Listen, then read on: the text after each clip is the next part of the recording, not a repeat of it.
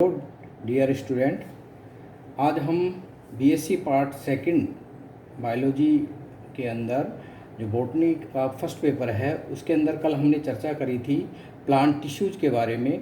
और आज हम उसमें हमने बताया था कि प्लांट टिश्यू क्या होते हैं, प्लांट टिश्यू कितने प्रकार के होते हैं। और कल हमने बताया था कि हम एक एक टिश्यू के बारे में विस्तार से वीडियो जारी करेंगे, वीडियो लेक्चर जारी करेंगे। तो उसी कड़ी में आज जो सबसे पहला प्लांट टिश्यू है वो है मेरिस्टेमेटिक टिश्यू, जिसको हिंदी में कहा जाता है विभव ज्योत की ऊतक। विभव ज्योत की ऊतक क्या होता है? व्हाट इज मेरिस्टेमेटिक टिश्यू, क्या होता है? इस टर्म यानी मेरिस्टेमेटिक टिश्यू जो है, ये जो टर्म दी गई थी वो नेगेली द्वारा दी गई थी। और इसका जो मीनिंग है, टर्म का जो मीनिंग है वो है मीन्स मेरिस्टोस मीन्स डिवाइडेड और डिविजिबल, अर्थात इस टिश्यू की कोशिकाएं हमेशा डिवाइड करती रहती हैं या उनके अंदर विभाजन की क्षमता होती है। वैसे डेफिनेशन के हिसाब से देखें तो ये जो टिश्यू है वो वह ऊतक होता है जिसकी कोशिकाएं विभाजनशील अवस्था में होती हैं या विभाजन करती हुई होती हैं। यह ऊतक पादपों के अंदर विशेष क्षेत्रों के अंदर पाया जाता है, यानी विशेष अंगों के अंदर यह टिश्यू पाया जाता है। इस टिश्यू की कोशिकाओं के कुछ प्रमुख करैक्टर इस प्रकार हैं। इट इज़ एन अनडिफरेंशिएट टिश्यू, अर्थात यह ऊतक की जो कोशिकाएं होती हैं वो एक प्रकार की होती हैं और इस टिश्यू यानी इसकी जो कोशिकाओं का अभी तक विभेदन नहीं हुआ है, जैसे ये सरल ऊतक या कॉम्प्लेक्स टिश्यू में विभाजित नहीं हुई है। दूसरी हम बात करें तो इस टिश्यू की जो कोशिकाएं होती हैं वो हमेशा यानी कंटिन्यूअसली सेल साइकिल की अवस्था में होती है, सेल साइकिल की अवस्था में होती हैं, अर्थात वे कोशिकाएं लगातार विभाजन करती रहती हैं। Meristem cells have only primary cell wall which is thin and flexible, अर्थात इस टिश्यू की जो कोशिकाएं होती हैं उनकी जो कोशिका भित्ति होती है उसके ऊपर केवल प्राथमिक कोशिका भित्ति होती है जो कि पतली होती है और फ्लेक्सिबल होती है तथा सेलुलोज की बनी हुई होती है। मेरिस्टेमिक टिश्यू की सेल्स के ऊपर सेकेंडरी सेल वॉल नहीं पाई जाती है। Absent secondary cell wall is totally absent in meristematic tissue. कोशिकाओं की अगर आप चर्चा करें तो कोशिकाएं मेरिस्टेमिक टिश्यू के अंदर जो सेल्स होती हैं वो छोटे आकार की होती हैं और आइसोडायमेट्रिक यानी समव्यास एक जैसी गोल अंडाकार कोशिकाएं होती हैं जिनके अंदर दे हैव डेंस साइटोप्लाज्म, जिनके अंदर जो कोशिका द्रव है वो घना होता है, बहुत अधिक मात्रा में कोशिका द्रव पाया जाता है तथा न्यूक्लियस है वो बड़े आकार का होता है और प्रमुख रूप से न्यूक्लियस इसके अंदर पाया जाता है। वैक्यूल्स, मेरिस्टेमेटिक टिश्यू की कोशिकाओं के अंदर वैक्यूल्स अनुपस्थित होती हैं या बहुत छोटे आकार की वैक्यूल से रिक्तिकाएँ पाई जाती हैं। मेरिस्टेमेटिक टिश्यू है वो मेटाबॉलिकली हम देखें तो इस टिश्यू की कोशिकाएं बहुत सक्रिय होती हैं, इसलिए इनके अंदर जो रिजर्व फूड मटेरियल है वो टोटली एब्सेंट होता है, यानी रिजर्व फूड मटेरियल इन कोशिकाओं के अंदर नहीं होता है। प्लास्टिड्स की आप बात करें यानी क्लोरोप्लास्ट या की बात करें तो वो इन कोशिकाओं में नहीं होता है। इफ़ दे प्रेजेंट यानी अगर क्लोरोप्लास्ट है तो वह प्रोटोप्लास्टिड स्टेज के अंदर होता है, यानी प्लास्टिड की प्राइमरी स्टेज के अंदर होता है। एंडोप्लाज्मिक रेटिकुलम या अन्य जो बड़े कोशिकांग है वो अभी इसके अंदर नहीं बने होते हैं या पुअरली डेवलप्ड होते हैं। इस टिश्यू की खास बात और है कि इस टिश्यू की कोशिकाओं के बीच में जो अंतर कोशिकीय अवकाश होते हैं वो नहीं होते हैं, इंटरसेलुलर स्पेस आर एब्सेंट, या अगर होते हैं तो बहुत ही छोटे आकार के होते हैं। इसलिए इस टिश्यू की कोशिकाएं एक दूसरे के क्लोजली अरेंज्ड होती है और इसलिए इस टिश्यू को क्या कहा जाता है? कॉम्पैक्ट टिश्यू भी कहा जाता है। अब हम कॉम्पैक्ट टिश्यू कहा जाता है। यह मेरिस्टेमेटिक टिश्यू है वो पादपों के अंदर कितनी प्रकार का मेरिस्टेमेटिक टिश्यू होता है, इसका क्लासिफिकेशन किया गया है और अलग अलग आधार पर अलग अलग एनाटोमिस्ट ने पादप टिश्यूज के अंदर जो मेरिस्टेमेटिक टिश्यू है उसका वर्गीकरण किया गया है। तो पहला जो आधार है, यानी किस आधार पर हम मेरिस्टेमेटिक टिश्यू को विभाजन करेंगे, तो पहला जो बेस है वो है based on the origin and development, यानी मेरिस्टेमेटिक टिश्यू की उत्पत्ति कैसे हुई है, कब हुई है, इस आधार पर मेरिस्टेमेटिक टिश्यू का विभाजन किया गया। तो यह मेरिस्टेमेटिक टिश्यू 3 प्रकार का होता है, ए प्रोमेरिस्टेम, बी प्राइमरी मेरिस्टेम और सी सेकेंडरी मेरिस्टेम। यानी उत्पत्ति के आधार पर जो मेरिस्टेम है वो 3 प्रकार का है। प्रोमेरिस्टेम क्या होता है? वह मेरिस्टेम जो कि एम्ब्रियोनिक स्टेज के अंदर पाया जाता है, यानी meristem develop in the beginning during embryonic stage. Embryonic stage का मतलब है यह जो उत्तक है या यह जो मेरिस्टेम है वह भ्रूण के अंदर यानी सीड के अंदर पाया जाता है।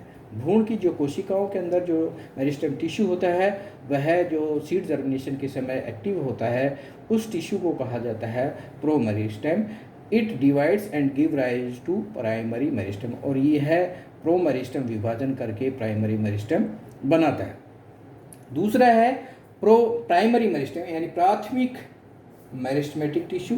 प्राथमिक मेरिस्टेमेटिक टिश्यू क्या होता है? These cells are always in division phase and form primary permanent tissue। यानी प्राइमरी मेरिस्टेम को पादप के अंदर सबसे पहले जो प्रोमेरिस्टेम होता है उसकी कोशिकाएं विभाजन करके प्राइमरी मेरिस्टेम बनाती हैं, और प्राइमरी मेरिस्टेम की कोशिकाएं हमेशा विभाजन की अवस्था में रहती हैं, यानी वो लगातार विभाजन करती हैं। And they are present below the promeristem at the shoot and root apex, यानी शूट अपेक्स और रूट अपेक्स के अंदर जो प्रोमेरिस्टेम होता है उसके ठीक नीचे पर प्राइमरी मेरिस्टेम होता है। तीसरी अगर आप बात करें तो सेकेंडरी मेरिस्टेम। सेकेंडरी मेरिस्टेम क्या होता है? यह वह मेरिस्टेम होता है जो कि परमानेंट टिश्यू से डेवलप होता है, अर्थात एक बार प्राइमरी मेरिस्टेम की कोशिकाएं विभाजन हो जाती हैं और वो कन्वर्ट हो जाती है परमानेंट टिश्यू में, जैसे सरल ऊतक जैसे मृदु ऊतक में डिवाइड हो जाती हैं।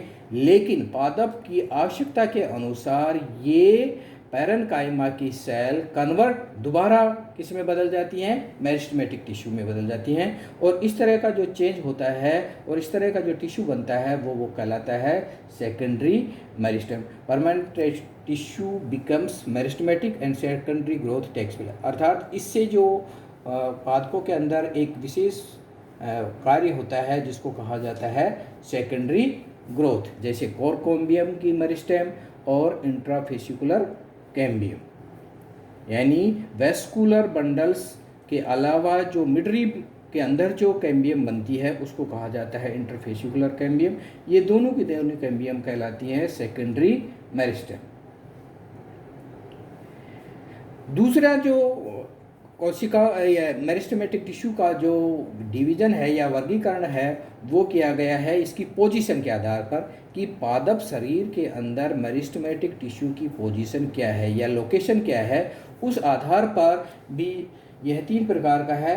नंबर 1 है एपिकल मेरिस्टेम, यानी the meristem which occur at the tips of roots and shoots, या अर्थात ये ऐसा मेरिस्टेम है जो पादप की जड़ और सूट यानी प्रोह या तने के शीर्ष पर पाया जाता है, इसलिए इसको कहा जाता है एपिकल मेरिस्टेम या शीर्ष मेरिस्टेम भी कहते हैं।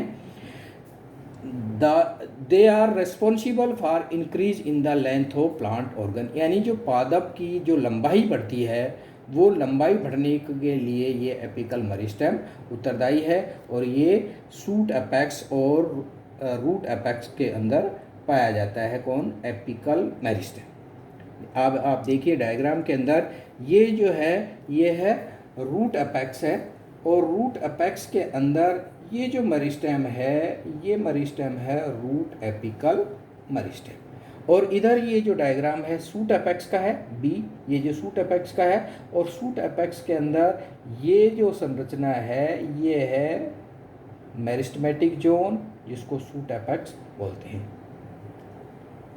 ठीक है, नेक्स्ट दूसरा है इसके अंदर intercalary meristem, the meristem which occurs between mature tissue, अर्थात ये ऐसा मेरिस्टेम है जो परिपक्व ऊतकों के अंदर पाया जाता है, इसलिए इसको कहा जाता है intercalary meristem. By the activity of this meristem length of plant organ increase, पादप के जो अंग है उनकी लंबाई में बढ़ता है, उनकी लंबाई में वृद्धि होती है। जैसे कि पादप स्टेम के अंदर आप बात करें तो यह जो मेरिस्टेम है वो इंटरनोड के बेस के ऊपर पाया जाता है, जैसे ग्रासेज में, बैम्बू के अंदर ये इंटरनोड के आधार पर पाया जाता है। कुछ पादपों के अंदर ये नोड के आधार पर पाया जाता है, जैसे मिंट है, मिंट और कुछ पादपों के अंदर ये पत्ती के आधार पर पाया जाता है, यानी पत्ती जहाँ से तने से जुड़ी हुई होती है उस आधार पर पाया जाता है, जैसे पाइनस के अंदर, और पाइनस की निडल लगातार वृद्धि करती रहती है। These both these tissues, shoot apex and intercalary meristem, are short-lived and convert into permanent, यानी ये इस मेरिस्टेमेटिक टिश्यू की कोशिकाएं वो लगातार विभाजन करती रहती हैं और स्थायी ऊतक में बदल जाती हैं। और ये जो दोनों टिश्यू एपिकल और इंटरकैलरी मेरिस्टेम है वो पादप की प्राथमिक संरचना बनाने के, यानी formation of primary plant body in plants के लिए उत्तरदायी है। कौन? Inter apical meristem and intercalary meristem. और तीसरा जो मेरिस्टेम है वो है lateral meristem. Lateral meristem it occurs in lateral side of plant organ और पैरेलल टू द लॉन्जिट्यूड, यानी ये जो है वो पादप अंगों के लेटरल साइड में पाया जाता है, या दूसरे शब्दों में कहें कि ये पादप की अक्ष होती है उस अक्ष के लॉन्जिट्यूडनल पाया जाता है। ठीक है, the activity of lateral meristem increase the girth of plant organ, जिसके परिणाम स्वरूप क्या होता है कि पादप की जो गर्थ, यानी पादप की जो मोटाई में जो वृद्धि होती है वो लेटरल मेरिस्टेम के कारण होती है। So it is responsible for secondary, और ये है लेटरल मेरिस्टेम ही है जो कि पादप के अंदर सेकेंडरी ग्रोथ के लिए उत्तरदायी होता है। और यह लेटरल मेरिस्टेम है वो ही आपका वेस्कुलर कैम्बियम और कोर कैम्बियम के रूप में पादप के अंदर पाया जाता है। ये देखिए, ये है एपिकल मेरिस्टेम, पादप के शीर्ष पर है, ये है एपिकल मेरिस्टेम। ये है इंटरकैलरी मेरिस्टेम, ये नोड के ऊपर, इंटरनोड के आधार पर है इंटरकैलरी मेरिस्टेम। और ये जो है पादप एक्स के लॉन्जिट्यूडनल एक्स के पैरेलल है, ये है लेटरल मेरिस्टेम। तो हम इस डायग्राम की सहायता से इसको समझ सकते हैं, तीनों की पोजीशन क्या है, एपिकल, इंटरकैलरी और लेटरल मेरिस्टेम। इसके बाद एक और आधार है जिस आधार पर हम मेरिस्टेम को डिवाइड कर सकते हैं, based on the plane of division, यानी किस प्रकार से मेरिस्टेम की कोशिकाएं विभाजित करती हैं। और इस आधार पर भी तीन प्रकार का मेरिस्टेम होता है। ए है रिब मेरिस्टेम, बी है प्लेट मेरिस्टेम और सी है मास मेरिस्टेम। रिब मेरिस्टेम क्या होता है? ऐसा मेरिस्टेम जिसकी कोशिकाएं केवल एंटीक्लाइनली डिवाइजिबल होती हैं, अर्थात meristem in which anticlinal division occurs in one plane, यानी एक ही प्लेन पर कोशिकाएं अगर विभाजित होती हैं तो वह मेरिस्टेम कहलाता है मेरिस्टेम, रिब मेरिस्टेम।